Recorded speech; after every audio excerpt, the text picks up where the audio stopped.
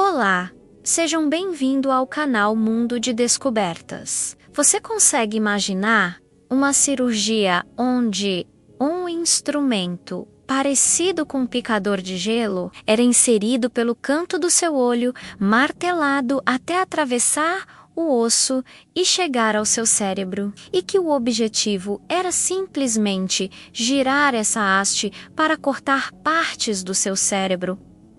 Parece um filme de terror, mas isso foi real. Essa era a lobotomia, considerada por muitos a cirurgia mais cruel da história da medicina. Ela prometia curar doenças como depressão, ansiedade e esquizofrenia, mas o preço era terrível.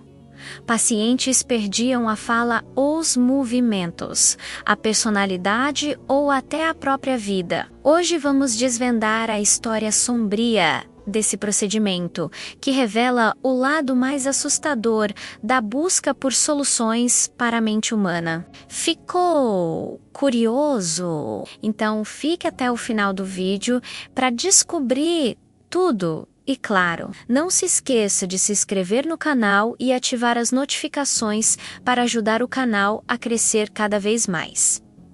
Então vamos começar. A lobotomia surgiu na década de 1930, uma época em que a neurociência ainda engatinhava. A própria palavra já explica a ideia.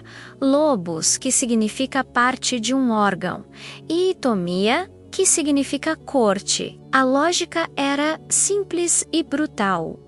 Se o problema está na mente, talvez cortar uma parte do cérebro resolva. Foi um neurologista português, Antônio Egas Moniz, quem desenvolveu a primeira técnica chamada de leucotomia pré-frontal. Ele acreditava que, ao romper os circuitos cerebrais responsáveis por pensamentos obsessivos, poderia libertar o paciente de seu sofrimento. A ideia, por mais bizarra que pareça hoje, foi tão revolucionária na época que Moniz chegou a ganhar o Prêmio Nobel de Medicina em 1949 por essa criação, um prêmio que hoje é visto com muita controvérsia e vergonha. As primeiras tentativas eram ainda mais assustadoras. Os médicos faziam furos no crânio do paciente e injetavam álcool puro, etanol, para destruir as fibras nervosas. Logo depois,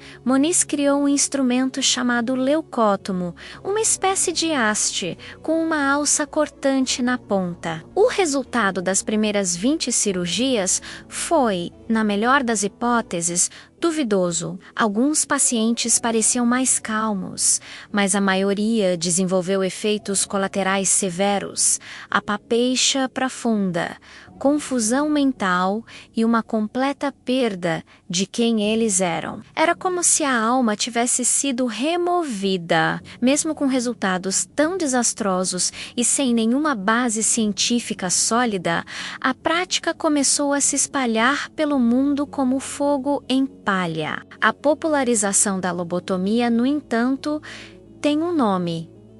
Walter Freeman, esse psiquiatra americano, não só abraçou a técnica, como decidiu aprimorá-la. Ele queria um método rápido, barato e que pudesse ser feito em qualquer hospital ou até mesmo em sua van, que ele chamava de lobotomóvel. E foi Freeman quem criou a terrível lobotomia transorbital, aquela feita pelo olho, com um instrumento que ele mesmo adaptou de um picador de gelo.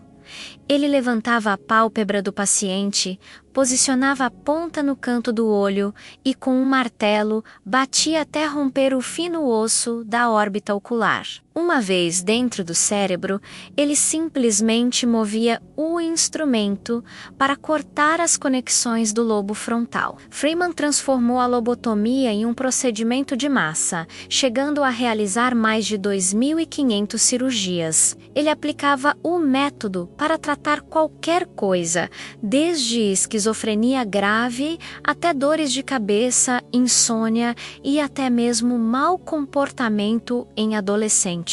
Muitas vezes sem anestesia adequada, mas não se engane. Mesmo naquela época, muitos médicos já alertavam para a brutalidade do procedimento. O psiquiatra Nolan Lewis fez uma pergunta que ecoa até hoje.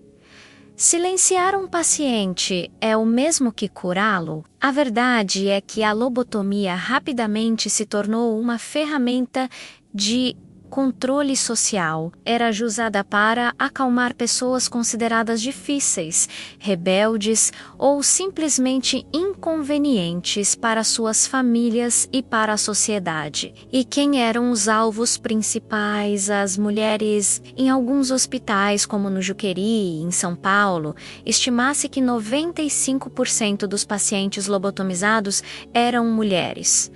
Os motivos? Ser agressiva, desobediente ou ter um comportamento sexual considerado impróprio para os padrões morais da época. A lobotomia se tornou uma forma de punir e apagar a identidade de quem não se encaixava. A história está cheia de vítimas e alguns casos se tornaram tragicamente famosos. Talvez o mais conhecido seja o de Rosemary Kennedy, irmã do futuro presidente dos Estados Unidos da América, John F. Kennedy. Aos 23 anos, Rosemary tinha algumas dificuldades de aprendizado e mudanças de humor. Seu pai, preocupado que o comportamento dela pudesse manchar a imagem da família, autorizou uma lobotomia. O resultado foi catastrófico. Rosemary perdeu a capacidade de falar, de andar e ficou permanentemente incapacitada, passando o resto da vida, até os 86 anos, escondida em uma instituição. Outro caso assustador é o de Howard Dooley, que foi lobotomizado aos 12 anos. Sua madrasta o considerava apenas uma criança difícil. O próprio Walter Freeman realizou a cirurgia após um único e breve encontro. Anos mais tarde, Dooley escreveu o livro My Lobotomy, onde descreveu a experiência de forma devastadora, escrevendo como a cirurgia pode ter ajudado a controlar minha raiva, mas ela levou embora a minha alma. Ele passou a vida inteira tentando entender o que fizeram com ele, um procedimento que roubou sua identidade. Essa era de terror começou a chegar ao fim na década de 1950. 3 fatores principais contribuíram para o declínio da lobotomia. Primeiro, o surgimento de novos medicamentos psiquiátricos, como os primeiros antipsicóticos e antidepressivos, que ofereciam uma alternativa muito mais humana e eficaz. Segundo, a criação do Código de Nuremberg em 1947, após os horrores dos experimentos médicos nazistas, que estabeleceu regras éticas rigorosas para a pesquisa em seres humanos. E, finalmente, a própria sociedade e a comunidade médica começaram a enxergar a lobotomia pelo que ela realmente era, um procedimento bárbaro, antiético e desumano. Os números, no entanto, são assustadores.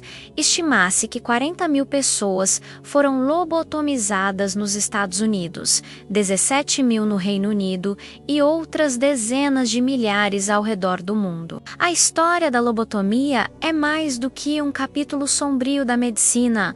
É uma lição poderosa sobre ética, poder e empatia. Ela nos mostra o perigo das soluções rápidas para problemas tão complexos como os transtornos mentais. O verdadeiro horror não estava apenas no ato físico de cortar o cérebro, mas na crença de que era aceitável destruir a personalidade de uma pessoa para torná-la Maisie Docell ou Convine. A lobotomia representa a desumanização daqueles que não se encaixam nas normas sociais e serve como um alerta permanente. Ela nos lembra da imensa responsabilidade que a ciência carrega e da importância de sempre colocar a dignidade humana em primeiro lugar. Obrigado por assistir e por mergulhar nessa história tão importante conosco. Se você gostou deste vídeo e quer aprender mais, não se esqueça de deixar o seu like, se inscrever no canal e ativar o sininho para não perder os próximos conteúdos. Nos vemos no próximo vídeo e tchau!